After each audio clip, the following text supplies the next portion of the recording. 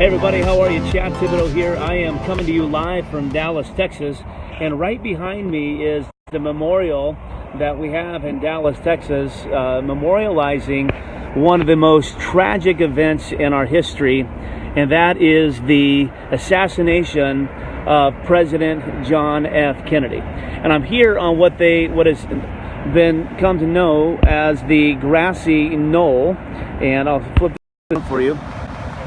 This piece of brown grass right here, when he was assassinated, was where hundreds of people were standing, and right here on this road is the very road that the motorcade went down, and JFK was shot and killed right around this corner. You may notice this building over here. It's a brown building, the one right here behind these trees. This is the Texas Book Depository, where allegedly Lee Harvey Oswald stood out that window and he aimed and fired and shot our president. Now, I'm coming to you live from this very spot downtown Dallas today because I want to be able to help us understand that there are some things that we can learn from his assassination that will help us in business, things that can teach us about working with clients and putting out fires and ultimately gaining testimonials. You know, this was one of the most tragic days in our history. One of the most tragic days. And all around me, all around me are reminders that this was a very tragic day. But what we know is that with every tragedy, there is a lesson to be learned. And I want to talk with us today, for those of you who are business owners trying to launch your online business, or perhaps you're a leader, you're trying to lead an organization or lead a group of people. Perhaps you're a pastor and you're trying to grow a church. What are some things that we can learn from his assassination? So I put down 7 notes. If you're following along, here's a training that we can do. Step number 1 is, as a leader, you have to actually, before I get to step 1, let me just tell you that, hey guys, stuff is going to happen, okay? We're going to have aggravations with clients. We're going to have aggravations in our organizations. People in our church are going to get upset at us and mad at us. People in our family are going to get upset at us. Things are going to happen. And so let me see if I can tell you why that happens. So I like the definition of frustration is when expectations and reality collide. Okay, when expectations and reality collide, then frustration is going to happen. So if you have a client and they're expecting one thing from you, but they don't believe that they're getting it from you, what's going to happen is they're going to get frustrated. They're going to get aggravated. And in our day and age, they're going to let you know they're frustrated, not necessarily to your face. Sometimes they let you know on Facebook. Sometimes they let your other clients know, and then they got to come back and tell you, but they're going to be frustrated. Now what happens is if you let this frustration persist, it's going to spiral out of control, and then chaos is going to happen. Okay, that's what we know. So frustration is when expectations and reality collide, and chaos is when frustration persists and they don't believe anybody's doing something about it. Chaos is going to happen. And so just imagine that day. Remember that day that, when JFK came by this road right here, and he was shot, all of a sudden, every chaos was just out of control, okay? And we'll talk a little bit about how they got that back in order. But just know it's okay if you have frustration in your organization, but if you let it persist, things are going to become chaotic. So what are 7 things that we can learn from the assassination of JFK? And I'm coming to you live. If you're just jumping in, I'm coming to you on the very spot that JFK was assassinated. That's the Texas Book Depository building right here. Here is his memorial right behind me, okay? And then this is what has been affectionately known as the grassy knoll. Now, it's a little green today, or it's a little brown today. Obviously, didn't turn the sprinkler on. And then this is the road that the motorcade came down, and ultimately, right around where this painter is where he was shot. Actually, I don't think it's a painter. I think that's I don't know what that is. But anyway, so what can we learn from this? Number 1, as I think about this, our president rode in a limousine with the top down, coming down this particular road right here. And so that's my first thing. You need to assume the best, but you need to be prepared for the worst. Assume the best, but prepare for the worst. One of the things that gets us in trouble as leaders often is when we assume the worst about people, and we're skeptical and we're cynical and we just think everybody's out to get us. Here's what you have to know about being a leader in an organization or running an online business is the world is not out to get you. I know sometimes it may seem like that, but the world is not out to get you. You need to assume the best of people. For the most part, almost everyone is good. For the most part, everybody has your best interest in mind, so assume the best. So that day, JFK came riding in a limousine, assuming the best about people. Now, it ultimately came back to bite him, as we know, okay? But you have to expect the worst. So even though you assume the best, expect the worst. So go into a relationship, go into your situation, go into your church world, go into your online business, assuming the best about people, because for the most part, they're great. But you have to be prepared for the worst. And I thought what was fascinating as I studied the assassination of JFK, as I stand right here on Dealey Plaza, as I've studied this, is, boy, the second he got shot, they knew exactly what to do, when to do, where to go, how to go. Why? Because they were prepared for the worst. So my question is even though we assume the best, what is your emergency plan? What's your emergency plan? What are you going to do when your clients get frustrated at you? What are you going to do? Now, here's a little lesson on this. I'm going to spend the majority of my time today on this first point, and then I got 6 other points I want to share with you. Here's what we know. In Scripture, there's a passage of Scripture where it tells the people in the church they should always be prepared to give an account for their beliefs. Now, why is it important to be prepared? Why is it important for us to be prepared for the worst? Here's why. Because when we're not prepared for something, and somebody blindsides us with something that aggravates us, our initial response as human beings is to become defensive. Okay? So if you're in a situation and you don't have an emergency plan for what you're going to do when a client gets upset at you, when a client comes at you with an accusation, if you're not prepared for that, you're going to hash out at him or her. You're going to lash out, and you're going to be very irritable. You're going to be defensive. You're going to put your guard up. You're going to be pointing fingers at everybody else, and it's going to cause you a lot more harm.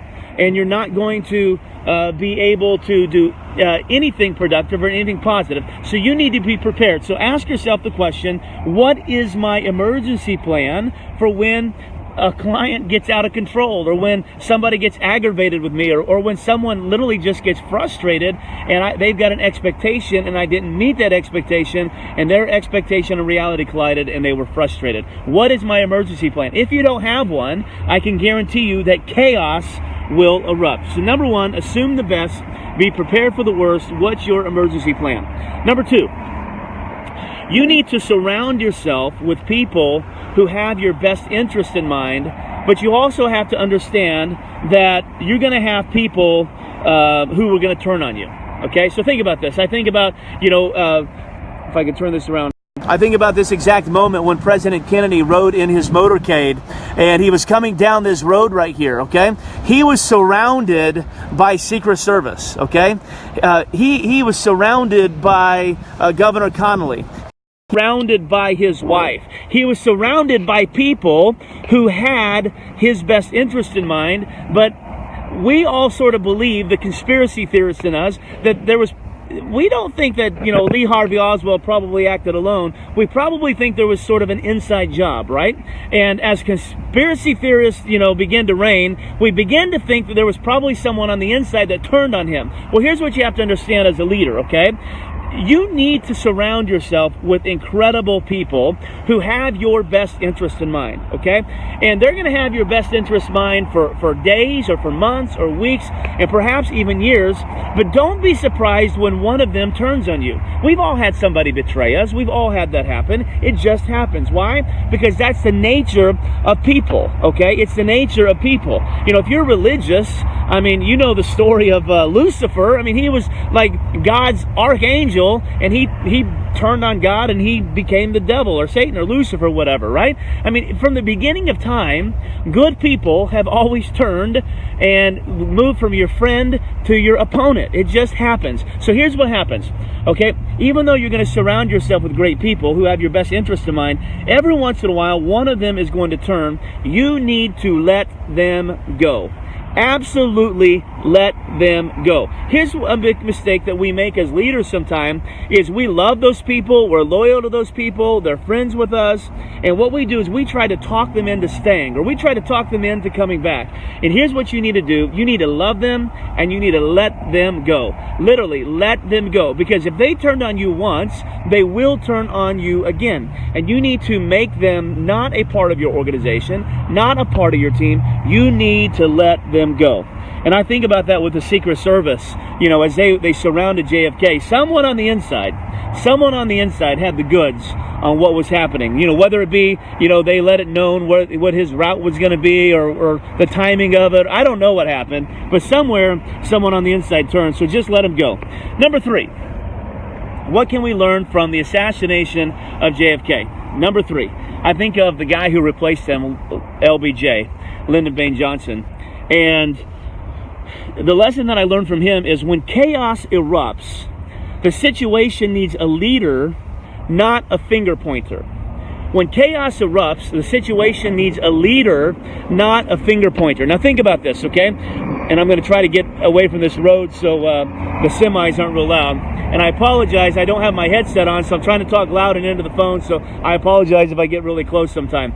But situations need a leader, okay? When chaos erupts or a client gets frustrated and they bring a frustration to you, a leader listens, okay? A leader listens. Why? Because a leader knows that there is something to be learned in every criticism. Even if you don't believe the criticism is warranted, even if you believe they're out of bounds, there is something that we can learn from everyone who criticizes us, and a leader knows that. So a leader listens. When chaos erupts, it needs a leader, not a finger pointer. So a leader listens because he understands there's a lesson to be learned. Okay? A leader understands that conspiracy or finger pointing will only cause more confusion. Think about the JFK assassination, okay? Because there's so much conspiracy about it, we're not any closer to any answer. Here we are, this happened on November 22nd, 1963. Here we are in December of 2017. We're not any closer to an answer on his assassination today than we were that day. Why? Because conspiracies and finger pointing. And a good leader knows that I need to listen and don't point a finger, because I want to bring a solution to the situation, not cause more chaos to a situation. So when a client comes to you with some frustration, the worst thing that you can do is try to turn it back on them and give what I call a yeah but this, and a yeah but that, and yeah but you didn't do this, and a yeah but that. No, a good leader says he listens. He listens, or she listens first, because there's a lesson to be learned in every criticism. Another thing that a leader does is he provides a voice of reason. I remember watching some YouTube clips. I wasn't alive in 1963, but I remember watching some YouTube clips of the very first address from Lyndon Baines Johnson after the assassination of John F. Kennedy. And he brought a voice of reason. He had calmness in his voice. He was prepared in his voice. He brought strength and resolve in his voice. And what it did was it calmed a nation. It brought healing to a nation. It brought us together. It did not divide us. And that's what a good leader can do. When somebody comes against us and they're frustrated with us, a good leader listens, and a good leader provides a voice of reason. A good leader takes responsibility. Okay, he or she owns up to the fact, whether they believe that they're in the wrong or not. They own up to the fact that the situation is not how everybody wants it, and they step up to the plate, and they realize and understand that there's something that can be done, and they take responsibility. And a leader, a good leader in this situation, creates an emergency plan or creates a contingency plan. Why? Because they've already thought about it. They already know what's going to happen when an emergency happens. And so a good leader will listen, will be a voice of reason, they take responsibility, and they create an emergency plan. This is what happens when chaos erupts. Chaos needs a good leader, not a finger pointer. Okay? Not a finger pointer. Number 5. or actually number 4, I guess this would be. I think of Jackie, okay? I think of Jackie O, John F. Kennedy's wife. And we all remember the pictures. We noticed the pictures of her after her husband is shot, and she sort of leans up against the limousine going after him. And she was literally covered in blood. She went to the hospital. She was there when they pronounced him dead. And she insisted on being on Air Force One with his body in that casket that day, flying back to Washington, D.C. And I got thinking about this. As you see the pictures, she's in the back of Air Force One, literally covered in blood. I mean, you think about what her reputation is. Her reputation has always been she's an incredible dresser. She's organized. She's put together. She's sort of the heartthrob of America at this time. And here she is. She is covered in blood. But she knew that her reputation was incredibly important. So she did the hard thing, and she got on the airplane. She didn't try to clean up. She didn't try to make herself look pretty, because she knew that her character was more important than her outside appearance. And so it was more important that she got on that plane and go back to Washington with her husband. That would do more good for her and more good for her family and more good for our country than it was if she cleaned up and got all nice and pretty. But I thought about Jackie O. When you think about that, she was on the back of Air Force One, and literally 20 feet away from her, 20 feet away, they were swearing in Lyndon Baines Johnson. They were swearing in LBJ. So in other words, the country had already moved on.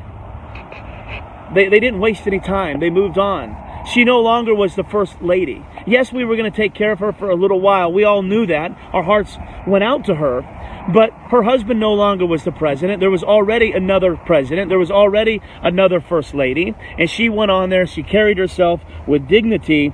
And she preserved her reputation no matter the cost. Now think about this, how it can help us in business. Okay, you have clients who come to you that you may or may not have done a very good job for them, and they're probably upset at you.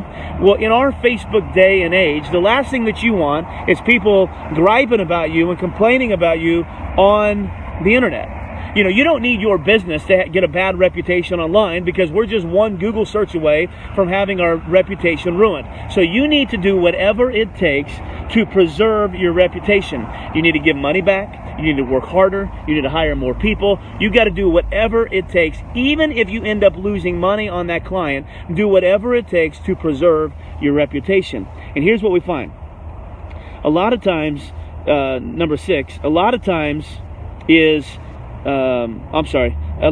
what you do is you find out that you can keep a client, which is number 5. Number 5 is do everything you can to keep them. Don't be so quick to cut and run. See, because when we preserve our reputation, okay, when we do everything we can, you want to try to keep that client.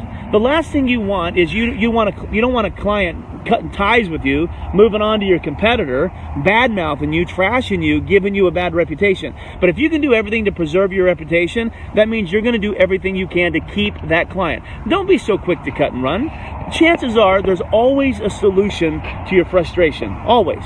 You can always figure out a way how to keep it figured out. This is good advice for relationships. This is good advice for business. This is literally good advice in every aspect of life. Don't be so quick to run. Figure it out. See, a good leader finds a solution in the problem, doesn't believe that the solution is just simply to terminate the problem. Now, there's always time to terminate. Don't get me wrong. There's always a time when you need to just cut and run. But that needs to be a last effort. That literally needs to be after you've tried everything within your power, literally everything within your power to keep a client, then you cut them. But you've got to do everything. So do everything you can to keep them. Don't be so quick to run. And here's what happens, number 6. What happens is, if you do that, and you can turn the situation around, even your worst critics can become your biggest fans. Even your worst critics can become your biggest fans. I think of LBJ after he became president, after the death of one of our most beloved presidents. Okay, he did everything he could to try to retain the Kennedy family. He did everything he could to keep members of his staff on board with him. He didn't just go in and cut. It took him a while to change the curtains in the Oval Office, okay? He did everything he could to keep them, right? JFK had some incredibly large critics, okay? LBJ had some incredibly large critics, okay? And what LBJ did so well was he found the common ground of his critics and he met them there. He let them focus on something where they could get a win, okay? And that win united them, okay? So when you look at number 6, even your worst critics can become your biggest fans. If you can help your critics get a win, if you can help them be successful, and you were the reason why they were successful, you will move them from the critic side to the fan side. And what I've learned in my own business is I've learned that sometimes my big critics who come against me, who are upset with me because I didn't do one thing or another, or I didn't provide, as much value to them as they thought that I should. When I take myself out of defensive mode and put myself into learning mode and say, hey, what can I do to help these folks? And I begin to help them. What I've learned about those folks is they actually become my biggest fans. I have a friend in life. His name is Dana Rutledge, and when I was in church work, I used to do music there for a little while, and Dana for a while was my biggest critic. I mean, I couldn't do anything right. Have you ever had somebody in your life where you just couldn't do anything right? Even your successes were failures?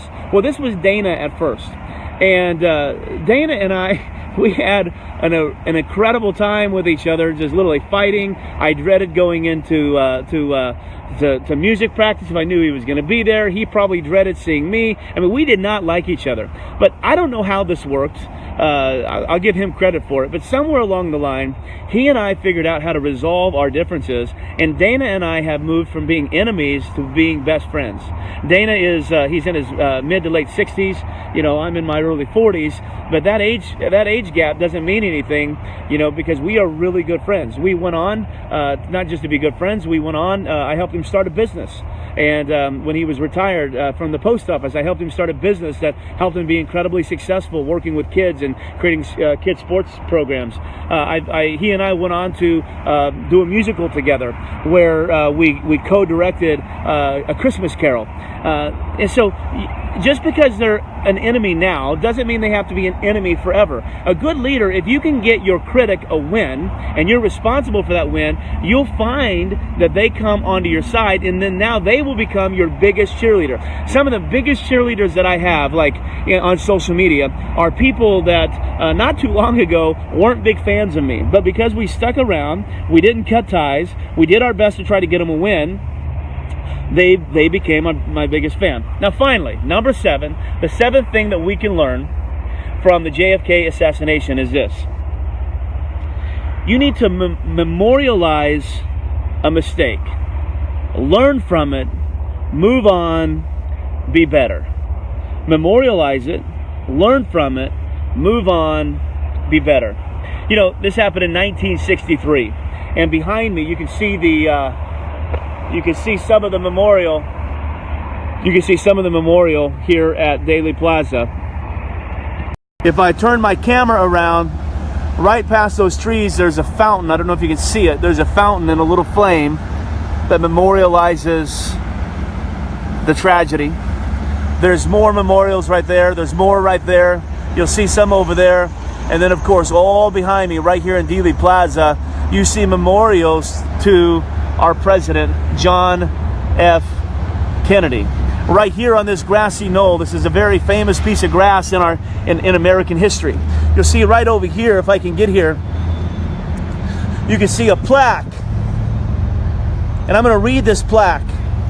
It says, "We in this country, in this generation, are by destiny rather than by choice, the watchmen on the walls of world freedom. We ask, therefore, that we may be worthy of our power and responsibility, that we may exercise our strength with wisdom and restraint, and that we may achieve in our time and for all time the ancient vision of peace on earth, goodwill toward men. That must always be our goal," he said, "and the righteousness of our cause must always underline our strength. For it was written long ago, except the Lord keep the city, the watchman waketh but in vain. John Fitzgerald Kennedy," JFK. And we go on and we say it's an excerpt from the speech that President Kennedy was going to deliver at the Dallas Trademark on November 22nd, 1963. See, he never got there. He never got there. But what we've done is we memorialized this event. Here's what happens, okay? Right now in the United States, Donald Trump is our president, and he surrounded himself with Secret Service. My guess is that every day when the Secret Service get together to understand what they're going to be doing that day for our president, they don't stop and say, oh yeah, but you remember that one time back in 1963 when, we had a president shot? No, they don't do that. They don't point fingers to the past. They memorialize the past. They put a marker in the ground and say that day is over. We're not going to dwell on it anymore. We are going to move on. We're going to get past it. And so what they do is they memorialize it, but then they learn from it. They ask themselves the question, what can I learn from this tragedy? What can I learn? How can it help me? So they learn from it.